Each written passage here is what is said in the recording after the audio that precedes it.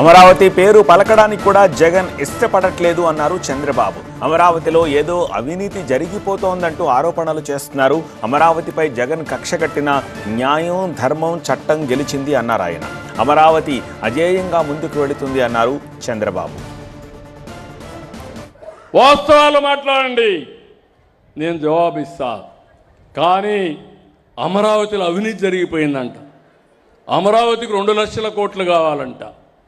Amaravati land monetisation project హైదరాబాద్లో ఒకప్పుడు ₹1,00,000 20,000 ఎకరా ఉంటే అభివృద్ధి అయిన తర్వాత 175 కోట్ల రూపాయల ఎకరా అయ్యింది. అది సంపద సృష్టించే మార్గం. ఇది మీరు చేసేది విధ్వంసం. ఇప్పుడు అంటున్నాడు విజయవాడ, గుంటూరు, మచిలీపట్నం అదే చేస్తున్నాం CRDA అంటే. అమరావతి పేరు చెప్పడానికే ఇష్టపడిన వ్యక్తి ఈ రాష్ట్రాన్ని పాలించే అర్హత ఉందా తమ్ముళ్ళు అని మిమ్మల్ని అడుగుతున్నా.